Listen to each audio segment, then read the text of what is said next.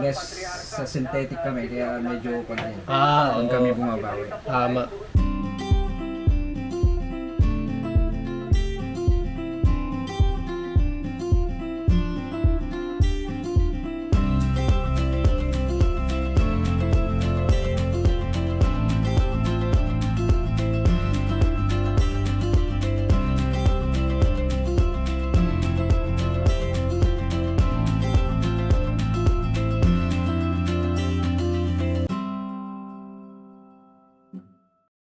Sa magandang araw muli sa inyo lahat, ito si Jello Pars Organico Filipino Farm.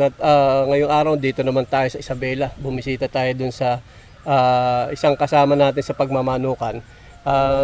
Dadalawin natin yung farm niya, yung manukan niya. So dito na tayo sa entrance ng yung Maju Farm. Yan. Wala si Boss Julius ngayon. Kaya sinamahan tayo nung kabats natin sa De Los Santos nung college tayo. Yan, dito tayo. Ito yung entrance. Ito si Sir Eric Lime. Yan. Ito. Kaway-kaway. Oh, shout out. Sino isa shout out? Sa mga vlog na nanonood. Shout out kay Boss Julius. Si Pare Julius. Ayan, yan. Thanks pare sa paano pagpa-visit sa farm. Yan, papasukin na namin kahit wala ka. Dito tayo. Ayan. Engineer Suge.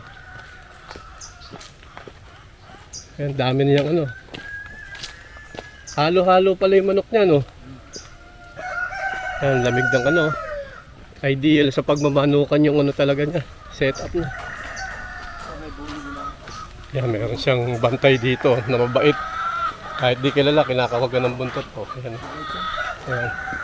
May Chinese siya, silky. Mix na yan. Tapos meron siyang galing na isa, parang tokong. Ayan, ito yung mga manok niya.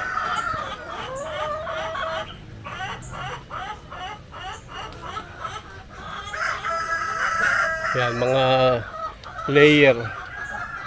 Yan. So mix na yung magkakasama na yung Meron din siyang mga parang Astrolord na Black Astrolord. Tapos mga Rhode Island Red yung Yan. Ay, may buko din siya. Ang daming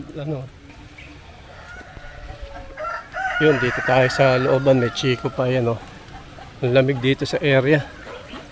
Yan, chiko. Meron Brahma. Chinese silky. Ito yung mas malaking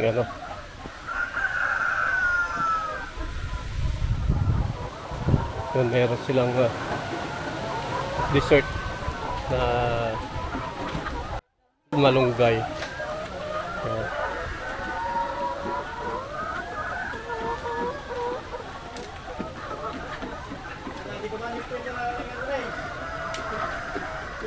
Dami, no?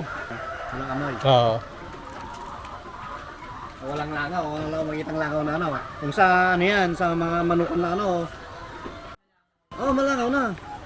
Naka yata ito, probiotics. Probiotics yan. Yan. Ilang heads tong 700 heads, tapos yung daily harvest nila ng itlog nila.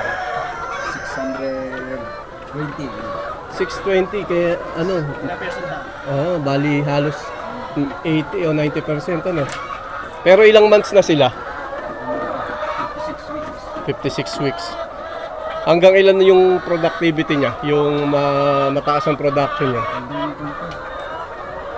Maglalay lang sila mga 2 years. Pag 2 years.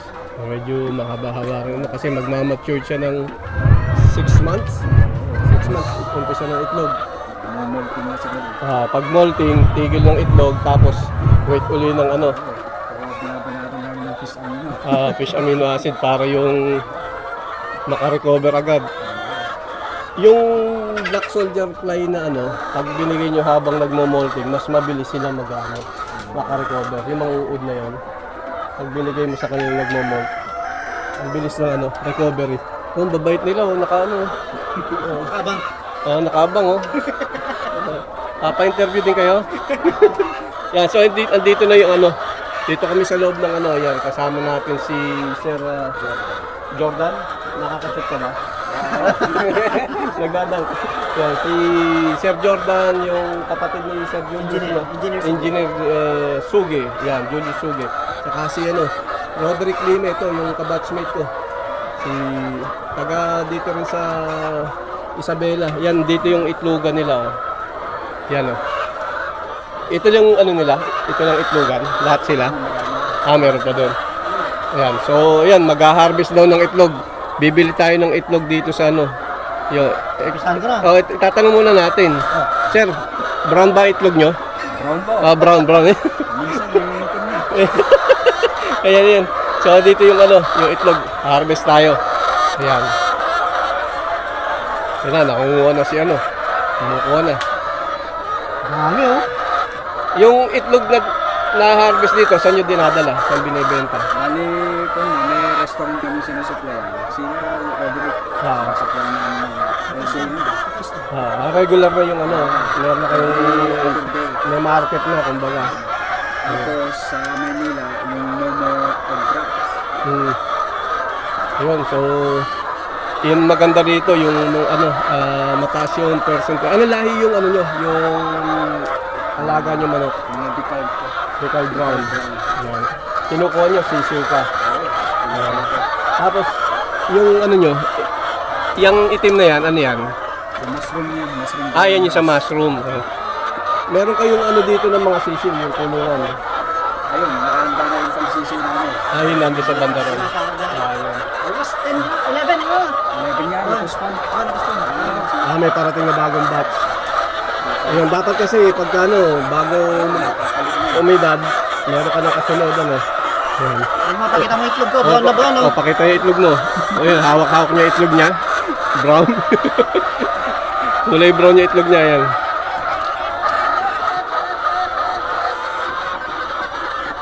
Kukuha na ako ng itlog. Harvest din ako para ano, lagay natin dito, ayun oh. Yan.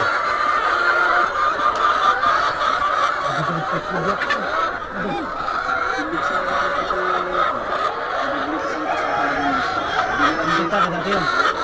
Pintas, naging Kukuha ng itlog. Ito.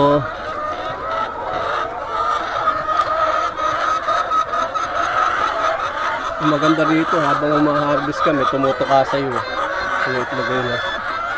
Tinutuka yung, buti hindi yung anong tinutuka. Yan o, may tumutuka o. Harvest tayo ng itlog.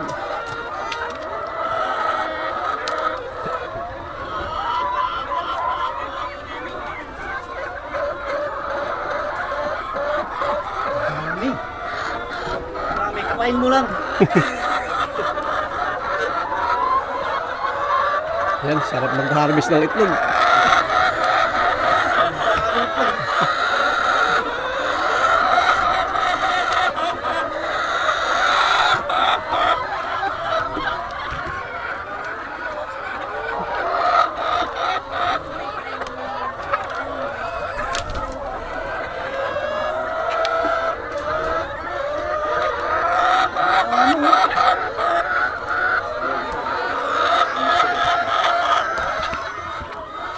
Ayun, may humihila ng camera. Hindi camera shy. Tapos may isang dumudukot sa bulsa ko. May nandun na galing ka ako. Ayun, dami nila. Sabay-sabay sila. Ito, tumitingin pa sa camera. Ito naman, sumakailan mo ko. Ayan o, dami na nakuha ang itlog niya no.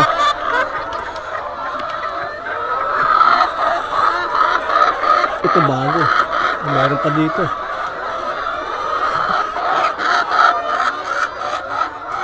Tingnan mo, hindi siya mabaho dito sa loob, no? Oo. Hindi mabaho, ang baho mo na paano mabaho. Ano? Yan. Ang dami na ano. Sa kabila. Oh, yun pa, meron pa. Ito, ang laki oh. Jumbo yan, jumbo. Oh, jumbo yung size.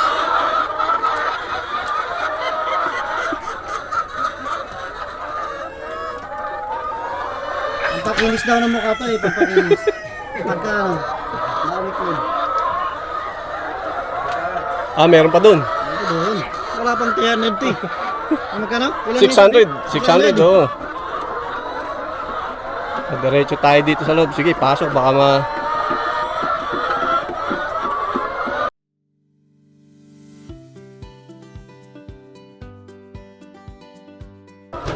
Large yung available. Ah, walang small.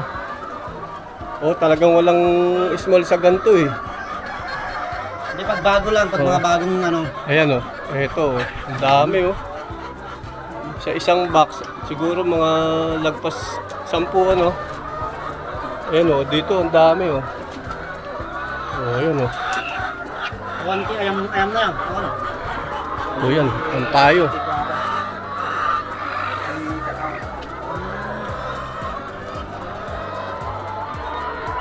Ang daming itlog. Talagang ano ka sa harvest oh. Sabi nila magtanim ay di biro. Yan, dito naman mag-harvest ng itlog ay di biro no.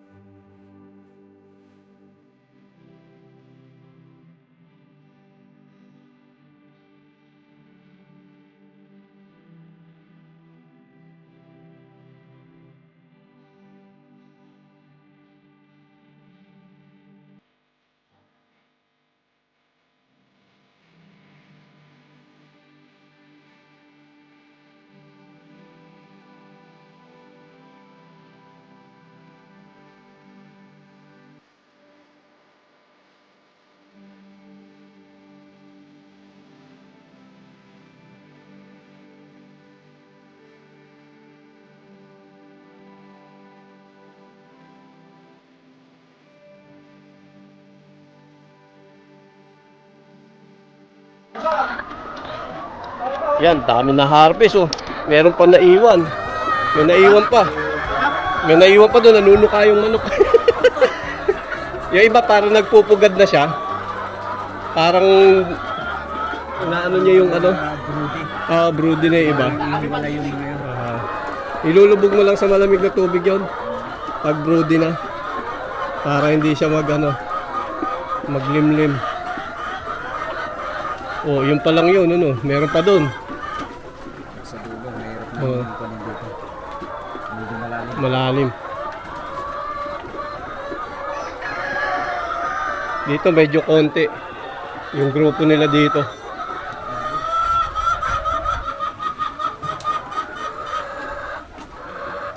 Ayun oh. Dami oh. Mga naglalagas yung ano na. Wala silang barako no. Walang ano. Pang ano lang talaga itlog. Masisira yung pagka may isa. O kasi pag fertilized egg, ang magiging shelf life lang niya sa ano is 7 days.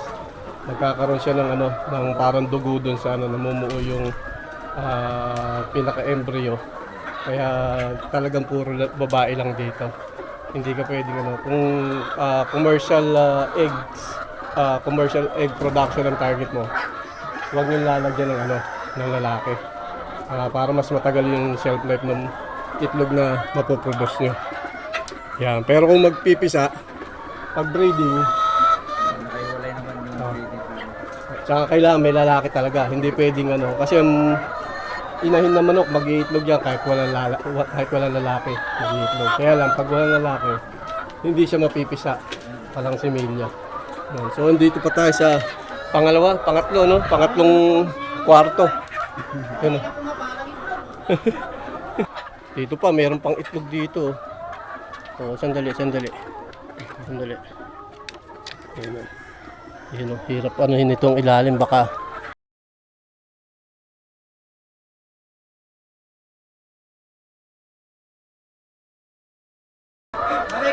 tanay. Nagtitipon na ta. O, ba't nag-iipon-ipon? Sa araw? Araw. Gusto nila Nagbibilad. arawan. O, yung iba kasi gusto mag-ano, sunbat. Mag-ano sila, parang sunbathing. Sumayat ka ka. Okay, so naka-harvest na tayo. Ayan yung na-harvest nating itlog. Baba na tayo dito. Yan, ito yung na-harvest. O, konti lang. Parang 10 kilo. Lagpas 10 kilo. Yung itlog, oh. Oh. Ang bigat ng itlog ko. Okay, yun. So, pagka-harvest ng itlog dito, ang process nila, dadalhin dito sa area na to. Tapos, ano, titimbangin nila. Doon nila i-segregate yung mga sizes. So, depende sa, ano, sa bigat ng itlog. Doon yung magiging, ano niya, market price, no? So, yung, ano yung basehan nyo, sir, sa, ano, sa itlog? Yung sukat, yung bigat. Kung yun, yung sa pulet, yung mga pinakamaliliit pa. Kung yun, 40 to 49. Oh, 40-49 grams, yun yung pinakamaliliit. 50 to 55. Kung naman, 50 to 54, small size siya. 50 to 54. Yung grams nun, 50 to 54 grams. Yun ang magiging small. 55 to 59, yun naman yung Medium. Tapos, 60 to 64. Large. yun. May lumalagpas pa doon sa large. Meron pa, 65 to 69, Mhm. XL. Ayun. Tapos yung 70 up, jumbo. Meron pang jumbo. Yung ano nyo, itong mga alaga nyong manok, yung mga pakain nyo, ano yung mga pakain nyo dito? Gumagamit kami ng layer crumble, layer 1. Layer crumble, ayun yun, dito nila ini-imbak yung ano. Tapos yung mga sa inumin nyo, nakita ko meron kayong ano, mga concoctions, no? Probiotics yun. Nagpe-prepare sila ng Moringa, yung fish amino acid, no? Tapos yung fermented moringa, yung malunggay, yun meron din sila. Meron lagundi at meron din yung meron kaming kandin. Ano ba yan? oregano, no? Tapos yung fish amino acid nila nakita ko dito, ito. Tingnan natin yun, no? Yan, para malaman nila yung preparation. Magpe-prepare sila dito nila nilalagay hanggang 6 months to. ipe-permit na lang 6 months. Yan. May napansin ako nung kanina, yung pag ano, meron siyang ano, yan, meron siyang black soldier fly na ano, na mga uod, no. Yan, ito ay ano, mataas sa protein content nito. Tsaka ito, nung binuksan ito, ang amoy niya is manamis-namis, hindi yung mabaho. Pagka ito bumaho, yung piniperment nyo, meaning yung Contaminated. preparation is contaminated, so gawa kayo ng bago. Yan. Tapos, pagka harvest 6 months, ito, 6 months, hinalagay nila ng, ito pa oh, Oregano. oregano. Yan, Ito naman, mga pangtokon na pinikarne. 1 month. 7, ang pinaka-effectivity nito, 7 days. 7 days. Permit, pwede mo nang ipainom. Tapos sinukumpin ko na yung disload pagka para mas malakas yung resistensya ng mga manok. Yan, ano yun, daily? Daily painom nyo. Every 3 days kami. Salit-salit In 1 sila. week, 3 days. Tapos preso water kami. Umaga o hapon yung ano nyo. Umaga. So every morning mag-aano sa'yo ng fermented moringa, fermented oregano, tapos fish amino acid. Yung moringa at fish amino acid, meron akong video din ng preparation nito eh. Ang moringa is yung ito, yung malunggay. So may nagpe-prepare ng malunggay, hinahaluan ng saging, hinahaluan ng carrots, at kung ano-ano pa. Para sa akin, yung ano kasi, yung moringa is enough na doon sa ano. Maraming nagtatanong. Kung ikukumpara nyo yung content ng vitamins ng moringa sa saging, mas mataas pa yung moringa eh. Kaya hindi na ideal yung ano, lalagyan mo pa ng saging yan. So yun, yung oregano. Tapos ito, lagundi. Sa tao, pwede din itong lagundi sa ubo eh. Actually ito, mixture ng lagundi, turmeric, May turmeric pa. red pepper, tapos ano pa yung bawang. So hindi na kayo gumagamit ng ano, ng antibiotic. Minimal kami doon pagka kuwan lang. Pag yung grabe na talaga. Sinisegregate namin, yun ang minimedicate. Ayun. So, ayun, yung mga preparation nila sa mga inumin, sa mga vitamins, ito, natural lahat yung ano. So, yung mabibili nyo dito sa Maggio Farm na itlog, siguradong healthy. Hindi katulad nung sa mga malalaking poultry farm. Yan, ito yung namamahala dito. Si Sir Jordan, 3 points. Yan.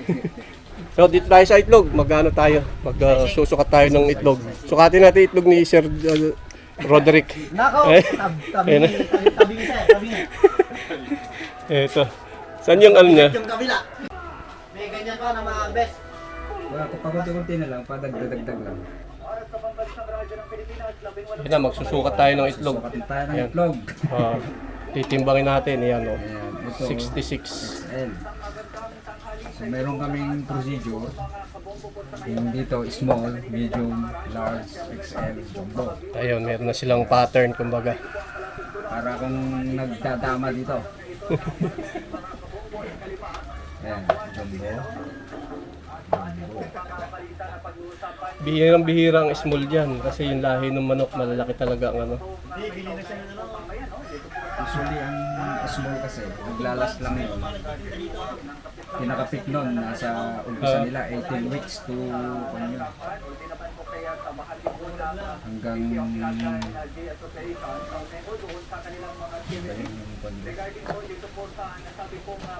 Yung ano nyo sir, yung production nyo, kung i-estimate nyo yung gasto sa feeds, saka maintenance, mababawi ba doon sa ano, sa production ng egg? huwag lang siyang bumaba sa 70%. Hanggat 70% pag bumaba doon, lugi ka na. So yung oobserbahan mo, pag bumaba ng 70%, palit ka na ng mga ano, papalit ka na ng mga itlogin. Or bago pa dumating doon sa age na yon, dapat meron ka na ready pamalitan, no? Para continuous yung supply mo. Ayan, may maliit. May maliit. Ano yung pinakagitna, sir? Ayun, yun, maliliit. Small? Medium pa rin. Medium.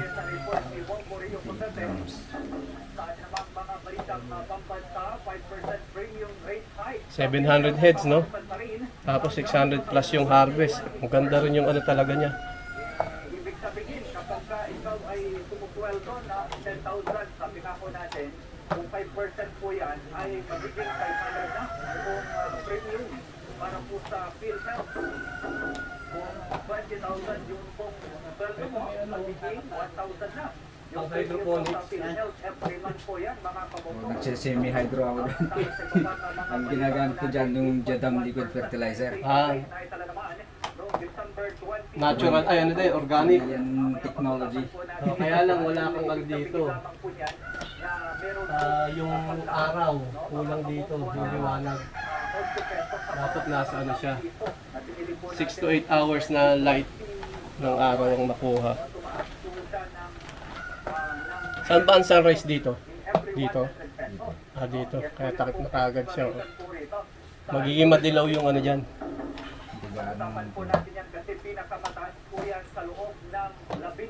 Trabaho din yung pag ano ng itlog, no?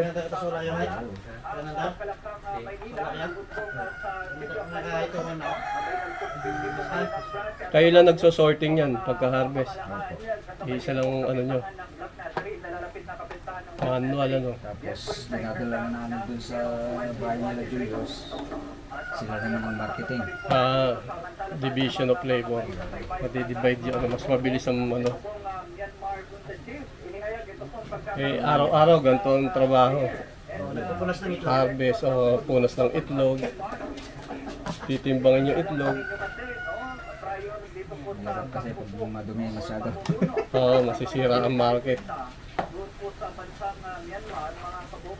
Pero may mga konting, mas gusto nila yung medyo madumi, alam nilang fresh yung egg. Yung mga organic ang gusto. Pag malinis masyado, baka matagal na to, sabi ko. Etong feeds, ano to? Organic. Sa pilak yung ginagamit. Yung crumble. Sa rin ano. Ganyan din yung gamit ni, ni Doc Erwin. sinasabing Sa pantayan mga ano niya, po ng kulita at ito nga mga manok. Baka naman. nasabi po ating Pangulo. Sari manok, ayan baka naman. I-commercial natin, pinopromote natin, chicken layer 1, crumble ng sari manok. Baka naman. Kahit 3 sako, 3 sako per month, pwede na.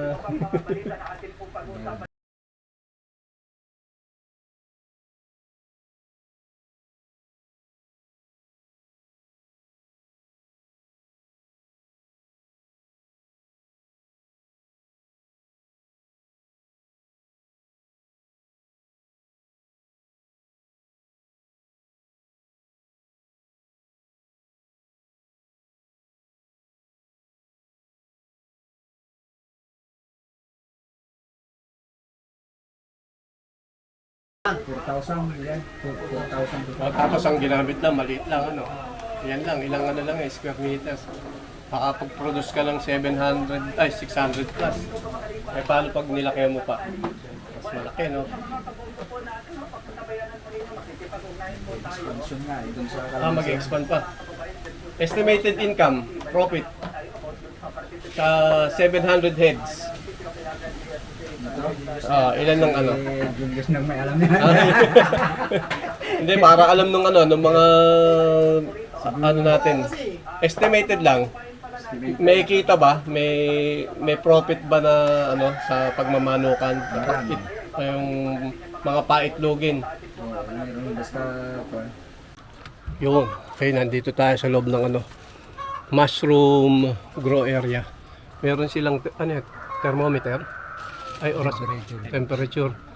Yan, sa Nasa 23. ito yung mga ano, mga oyster mushroom. Yan, so ito yung ano. Yan, ang dami nila oh. Paikot siya. Ay, ano na.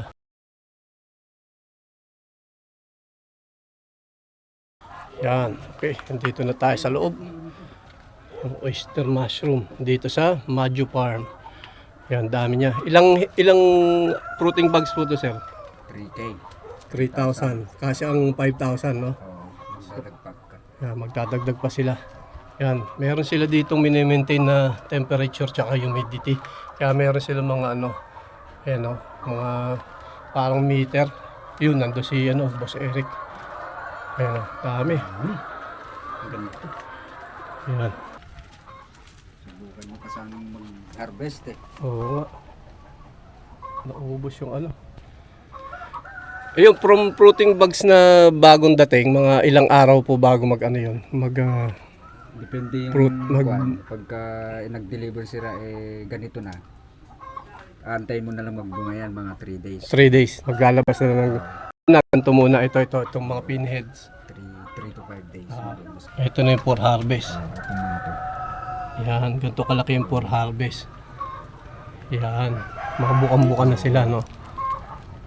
Tapos twice kaming mag-misting tuwing 9 a.m. at saka 3 p.m. 9 a.m., 3 p.m. Misting. Yan, para yung humidity ma-maintain, ano? Ito, meron siyang lumalabas na bago, oh. Yan. Paano yan? I-dispose nyo lahat yan. Paano pag hindi ma-dispose? Mag-dispose lahat yan. May market naman, eh, no? Yan, oh. Kay James lang, kinukulang na. Dami, oh. Kalahin namin 3,000 up. Mapangkin ni Cirilo. Sa 3,000 fruiting bags, sila yung na-harvest nyo, karaniwan. Karaniwan, ngayon nag-umpisa pa lang naman na nasa 20 kilos kami. 20 kilos. Tapos, habang tumatagal, meron pa rin, no? Tuloy-tuloy. Tuloy-tuloy. Mga ilang months sa pinakamatagal nito? 6 to 8 months. Tuloy-tuloy yung Pagka harvest. maganda yung maintenance. Yung binhi pati. Diretso naglalabas siya. Ayun, ayos na Tapos ayos pala kailangan to. din ito, dadating din dun sa panahon na mag-scrape na. Pati itong mga to, tatanggalin. Man yun, O para lumabas lahat. full blooming na siya. Ayun, Ganda oh. ayos. Yan maganda pag nagganyan na talaga. Yan oh. Puno na ng amag yung ano niya. Puti na, no? Yan maganda. Ayun. Talagang ano na yan. Ayun, buti, nakaano pa ako. 10%. Yun, ayos. Ito yung ano, ito yung sa Maju Farm, no? So, integrated ang dating ng farm na to. Merong mushroom, merong gulay, may isda, merong manok. Yan. Kaya maganda yung pinaka result nung pinaghirapan nila. Integrated. Kaya hindi lang po ako sa manok, hindi lang po ako sa itlog, meron silang ibang produce na. Yan, meron ding isda. Ito meron din. Yun, ayos. Sako lang yung ang ganda ng setup oh. Tapos yero yung bubong. Hindi masyadong magastos sa maintenance yung settings. Tapos yung paligid may lona. Ano siya? Binabasa. Pinabasa para hindi yung init tsaka yun. Yung ano lang, Ayun, oh. kakasal ka lang. Oo nga. Yan, ito yung mga tanim natin ngayon sa ngayon. Since maganda ang panahon ngayon, ito maganda yung yung mga sitaw. Sitaw to, no? Pero meron siyang aphids, nakita ko. Ito. Kami makapag-spray kasi ulan ng ulan. Kasi masasayang lang. Yan, ito. Yun yung isa sa mga peste ng Yung maganda lang doon, yung ini-spray mong fish amino at saka organic, pupunta na sa lupa. Dinadalo na.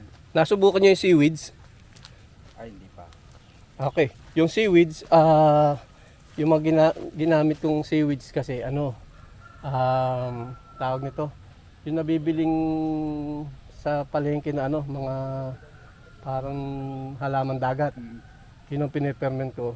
So in replacement nung fish amino acid, yung seaweeds ang ginagamit ko kasi ang fish amino acid minsan may epekto sa lasa ng gulay. So sa pagsubok ko, yung seaweeds, kahit i-spray mo sa gulay, hindi magkakaroon ng epekto ng lasa.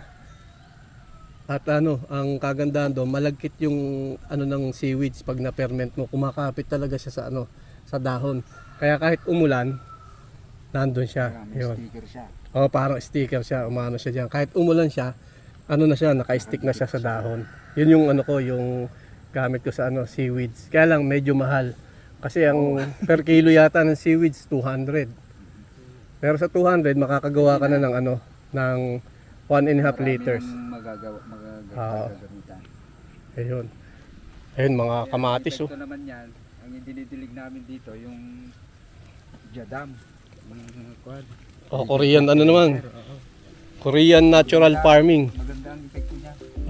Malabo yung kamatis. Nakatalong. Yan. Ito, diretso lang yung kalamansi. Pwede nang i-harvest yung Pula na eh. characteristic naman ng sorghum pagka summer. Oh, kahit di mo nadiligan no. Maganda yung ubog ng buwan. Ito, nakita ko dito, tingnan niyo yung yung oregano, halos isang palad Kulang na supply sa mataas ang demand. Ayan, lalaki Ang kagandahan dito, cuttings lang Kakat mo lang yung magugulang na parte.